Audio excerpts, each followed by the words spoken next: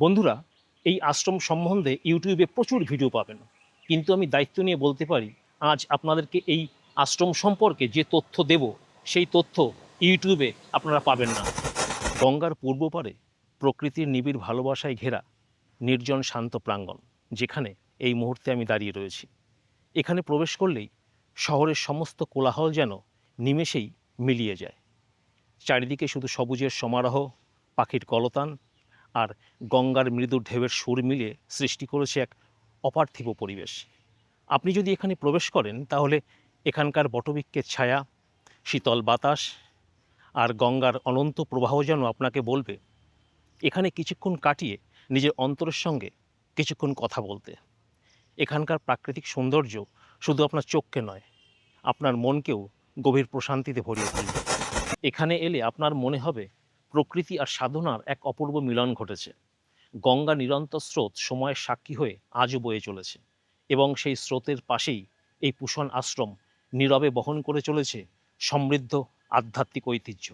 নমস্কার বন্ধুরা, কৃষ্টি বাংলায় আগত সকল বন্ধুদের জানাই স্বাগত। আমি রাজা। আজ আবার একটি নতুন ভিডিও নিয়ে আপনাদের সামনে উপস্থিত। আমরা প্রথমেই জেনে নেব আপনারা এখানে কিভাবে আসবেন, তারপরে আসছি বাকি কথায়।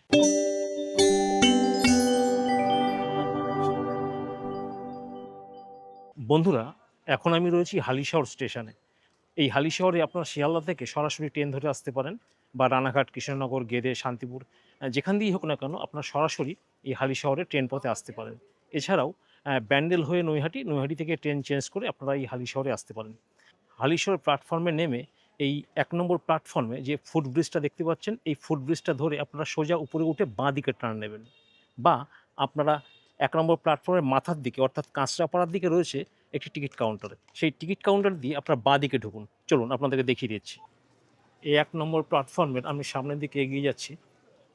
এই সামনেই হচ্ছে কাঁচরাপাড়া, এই দিকটা হচ্ছে কাঁচরাপাড়া, আমার পেছনের দিকটা হচ্ছে শিয়ালদা বা নৈহাটি।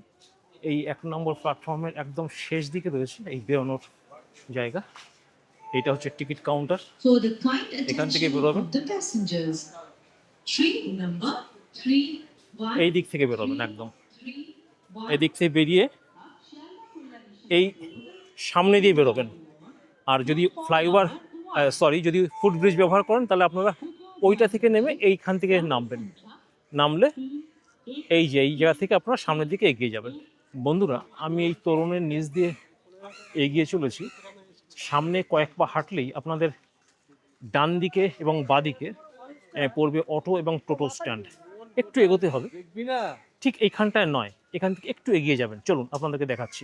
বন্ধুরা, আমি বাইকে যাচ্ছি, চলুন আপনাদেরকে একদম পুষণ আশ্রম পর্যন্ত এই বাইকেই গাইড করব। বন্ধুরা, এই যে আমার ডান দিকে দেখতে পাচ্ছেন টোটো স্ট্যান্ড, এখান থেকে আপনারা টোটো ধরবেন। এখান থেকে একদম পুষণ আশ্রম পর্যন্ত আপনাদের ভাড়া নেবে 10 টাকা। রামপ্রসাদ ঘাট পর্যন্ত নেয় 10 টাকা, আপনার তার আগেই নেমে যাবেন। হালিশহরে ঢোকার মুখে দেখুন একটা সামনের তোরণ রয়েছে, স্বাগতম হালিশহর পৌরসভা কুমারহট্ট। এই কুমারহট্ট অর্থাৎ এই হালিশহরের আগের নাম ছিল কুমারহট্ট, অর্থাৎ এই হালিশহরে একসময় কুমোরদের হাট বসত, যেখানে মাটির তৈরি কলসি, হাঁড়ি, বিভিন্ন বাসনপত্র বানানো হতো, এবং এর হাট বসত গঙ্গার পাড়ে। এবং সেই মাটির হাঁড়ি কলসিগুলো ওখান থেকে বিভিন্ন জায়গায় ছড়িয়ে পড়তো নদীপথে, এবং পরবর্তীকালে সেখান থেকেই এর নাম হয়েছে কুমারহট্ট। বন্ধুরা, এই হালিশহরে রয়েছে রামপ্রসাদের জন্মভিটে। আপনারা রামপ্রসাদের কথা অনেকেই শুনে থাকবেন। 1720 সালে রামপ্রসাদের জন্ম হয়েছিল, এবং তার জন্মভিটেতে রয়েছে একটি মা কালীর মন্দির। সেই হিসাব করলে এই হালিশহর একটি সিদ্ধপীঠ। এই হালিশহর নামটি প্রথম পাওয়া যায় কবিকঙ্কন মুকুন্দরাম চক্রবর্তীর লেখায়।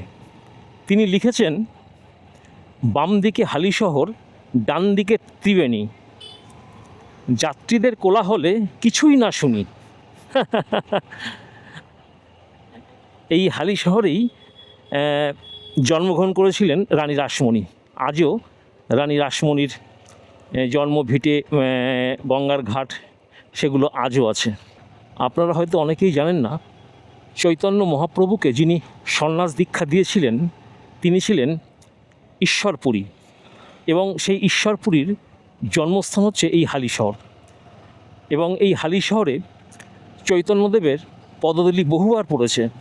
তিনি একবার তার গুরুদেবের জন্মভিটে থেকে এক মুঠো মাটি নিয়েছিলেন, সম্ভবত তিনি নীলাচলে যাবার সময়, এবং পরবর্তীকালে এইটাকে ফলো করেছিল তার অনেক অনুগামীরা, এবং তার সেই গুরুদেবের জন্মভিটে থেকে প্রত্যেকেই এক মুঠো করে মাটি নিত। এবং এই মাটি নিতে নিতে একটা সময় এমন একটা পরিস্থিতি তৈরি হয়েছে যে সেখানে একটা ছোটোখাটো পুকুর তৈরি হয়ে গিয়েছিল আর কি, যার জন্য সেই জায়গাটার নাম চৈতন্য ডোবা। সেটা এই হালিশহরেই রয়েছে। শুধু তাই নয়, এই হালিশহরে যে পণ্ডিতরা ছিলেন তারা একসময় পুঁথি চর্চার জন্য নবদ্বীপের যে পণ্ডিত সমাজ ছিলেন তাদের সমকক্ষ হয়ে উঠেছিলেন। আজকে আমি আপনাদেরকে সেই হালিশহরের একটি ভীষণ সুন্দর জায়গা পুষণ আশ্রম, সেখানে আপনাদেরকে নিয়ে যাচ্ছি। এই রাস্তাটা হালিশহর স্টেশন থেকে 3 কিলোমিটার হবে। আমরা প্রায় চলে এসেছি। সামনেই পড়বে 85 বাস রুট। 85 bus route. এই আমার বাদিকে গেছে এই রাস্তাটা সোজা বারাকপুর, নৈহাটি, যাই বলুন না কেন। আর ডান দিকে আমি যাব। আমরা মোটামুটি চলে এসেছি বন্ধুরা। এই বাদিকেই হচ্ছে পুষণ আশ্রম। এই সামনেই গেট, আপনারা দেখতে পাচ্ছেন কিনা জানি না। বন্ধুরা, আপনারা কি দেখতে পাচ্ছেন? পুষণ আশ্রম, হালিশহর বাঁধাঘাট। সকাল 8টা থেকে 1টা এবং বিকেল 4টে থেকে 8টা খোলা থাকে। চলুন বন্ধুরা, এবার আমরা পুষণ আশ্রমে প্রবেশ করি। অসাধারণ প্রাকৃতিক পরিবেশ। এই পবিত্র আশ্রমেই নিত্য পূজিত হন Mukteshwar Maharaj. Cleanliness is next to godliness, এটা একটা জনপ্রিয় ইংরাজি প্রবাদ বাক্য, যার বাংলা করলে দাঁড়ায় পরিষ্কার পরিচ্ছন্নতাই ঈশ্বর ভক্তির নামান্তর মাত্র। আপনারা যদি এই পুষণ আশ্রমে আসেন তাহলে এই বাক্যটির সঙ্গে নিজেকে রিলেট করতে পারবেন।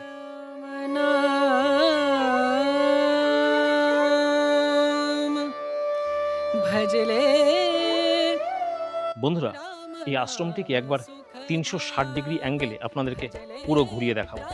দেখুন,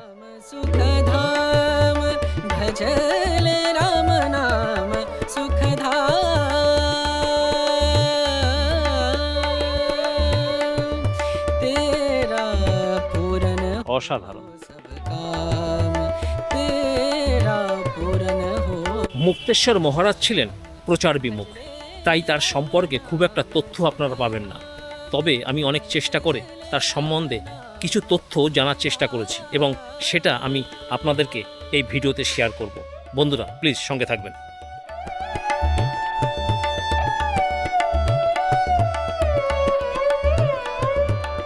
বন্ধুরা, এবার আসি মুক্তেশ্বর মহারাজ প্রসঙ্গে।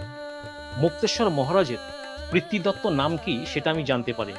আমি যেখান থেকে তথ্য জানার চেষ্টা করেছি, তিনি মুক্তেশ্বর মহারাজের পিতৃদত্ত নাম মুখে আনতে চাননি।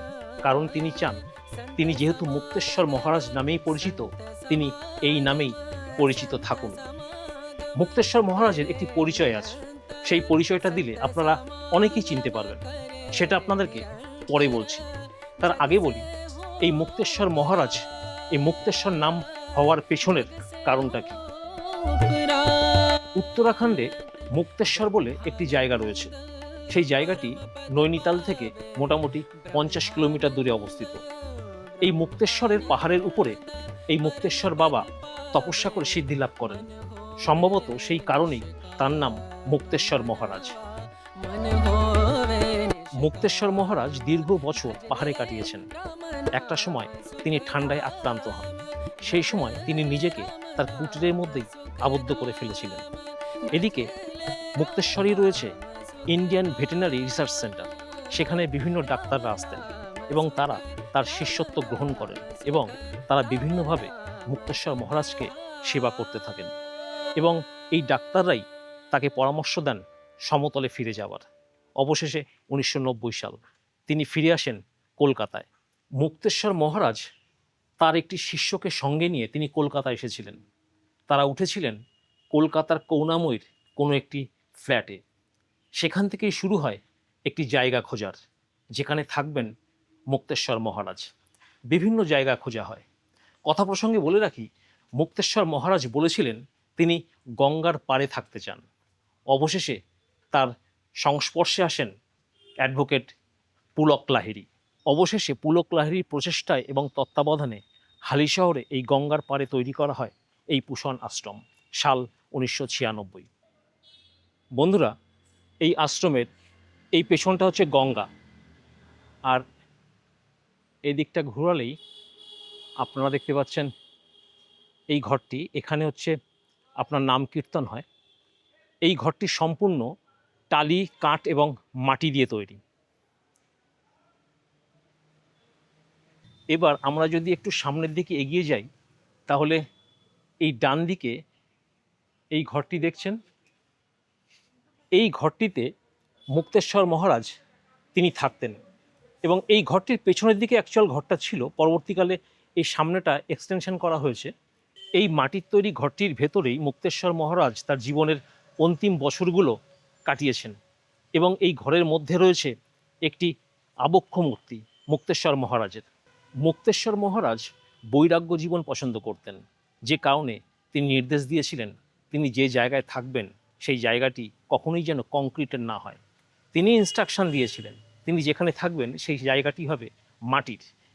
সেই কারণেই তার থাকার জায়গাটি মাটি দিয়ে তৈরি করা হয়েছে। আর এই ঘরেই তার জীবনের অন্তিম বছরগুলো তিনি কাটিয়েছেন।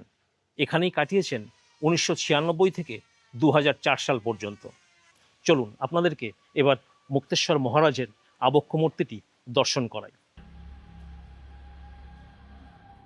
আবক্ষ মূর্তির সামনে যে বেদিটি রয়েছে, সেই বেদির নিচেই রয়েছে মুক্তেশ্বর মহারাজের অস্থি সমাধি এবং অস্থি সমাধির জাস্ট পরেই তৈরি করা হয়েছে মুক্তেশ্বর মহারাজের আবক্ষ মূর্তি, যে মূর্তিটি নির্মাণ করেছেন কৃষ্ণনগরের ঘূর্ণির শিল্পী গৌতম পাল। বন্ধুরা, এই ভিডিওতে মুক্তেশ্বর মহারাজের পিতৃদত্ত নাম আমি বলতে পারিনি, কিন্তু তার একটি পরিচয় রয়েছে। সেই পরিচয় দিলে আপনারা প্রত্যেকে তাকে চিনতে পারবেন। আপনারা নৈহাটির বড়মার কথা শুনেছেন। এই বড়মায়ের পুজো যিনি প্রথম চালু করেছিলেন তার নাম ভবেশ চক্রবর্তী। এই কারণেই এই বড়মায়ের আগের নাম ছিল ভবেশকালী। যদিও এখন বড়মার পুজোটা সার্বজনীন, কিন্তু সেই সময় ছিল একটি পারিবারিক পুজো এবং এই ভবেশ চক্রবর্তী ছিলেন মুক্তেশ্বর মহারাজের মেজ কাকা। বন্ধুরা, এই হল ঘরের পাশে একটি ছোট্ট মন্দির রয়েছে এবং এই মন্দিরে 3টি কক্ষ রয়েছে। একটি কক্ষে রয়েছে গোপাল, একটি কক্ষে রয়েছে ভগবান বিষ্ণু, আর একটি কক্ষে রয়েছে রাম, সীতা, লক্ষ্মণ ও বজরংবলী। মুক্তেশ্বর মহারাজ এই দেবদেবীর প্রাণ প্রতিষ্ঠা করেছিলেন এবং শুধু তাই নয়, তিনি সেই উপলক্ষে নির্দেশ দিয়ে গিয়েছিলেন বিষ্ণু যজ্ঞ করার এবং সেই যজ্ঞ এই যজ্ঞকুণ্ডেই হয় এবং সেটি হয় প্রত্যেক বছর 24, 25 এবং 26 ডিসেম্বর। 3 দিন ধরে এখানে যজ্ঞ হয় এবং সেই উপলক্ষে এখানে বিভিন্ন অনুষ্ঠান হয়। আপনারা যারা এই আশ্রমে আসবেন তারা অবশ্যই এই 3 দিনের মধ্যে কোনো একদিন আসবেন, ভালো লাগবে, কথা দিচ্ছি। বন্ধুরা, আপনারা সামনে এই যে ঘরটি দেখতে পাচ্ছেন এটাই হল ঘর এবং এই ঘরটি পুরোটাই ইট, কাঠ, মাটি এবং টালি দিয়ে তৈরি। চলুন আপনাদেরকে এই ঘরটি থেকে একবার ঘুরিয়ে নিয়ে আসি। राम नाम सुख धाम भजले, राम नाम सुख धाम भजले, राम नाम सुख धाम।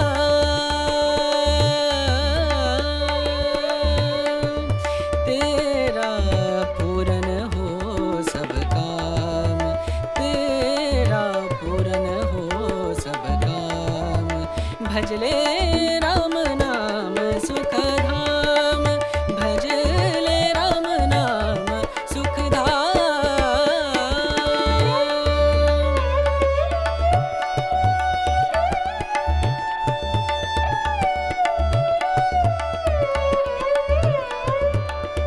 বন্ধুরা, এই আশ্রমে ঢুকেই আপনাদের বাহাতে পড়বে এই হলঘরটি, এবং এই হলঘরের ডান দিকে অর্থাৎ ওইখানটায় রয়েছে মুক্তেশ্বর মহারাজের সেই মাটির ঘরটি, যে ঘরে তিনি থাকতেন। এবং আমি যদি ডান দিকে ক্যামেরাটা ঘোরাই, এটা হচ্ছে যজ্ঞকুণ্ড বা যজ্ঞশালা। এখানেই বছরে নির্দিষ্ট সময় যজ্ঞ হয়, সে অনুষ্ঠানের সময় আপনাদেরকে বলেছি।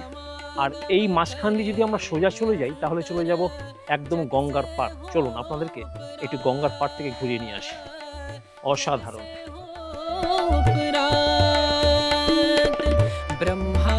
অসাধারণ জায়গা, শুধু সবুজের সমারোহ, শুধু সবুজের সমারোহ। আমরা চলে এসেছি একদম পেছনে। বন্ধুরা দেখতে পাচ্ছেন, এই সেই গঙ্গা, অসাধারণ। বন্ধুরা, এই আশ্রম সম্পর্কে আপনাদেরকে একটা তথ্য দিই। এই আশ্রমে ভোগ প্রসাদের কোনো ব্যবস্থা নেই এবং রাত্রিবাসেরও কোনো সুযোগ নেই। তাতে কি হয়েছে, একদিন ঘুরতে আসুন না, ঘুরে যাবেন, অসাধারণ লাগে, অসাধারণ। বন্ধুরা, ভিডিওটি যদি ভালো লাগে তাহলে অবশ্যই লাইক ও কমেন্ট করবেন, এবং সম্ভব হলে ভিডিওটি বন্ধু বান্ধবদের মধ্যে অবশ্যই শেয়ার করবেন। দেখা হচ্ছে পরবর্তী এক নতুন ভিডিওতে। ভালো থাকবেন, ধন্যবাদ।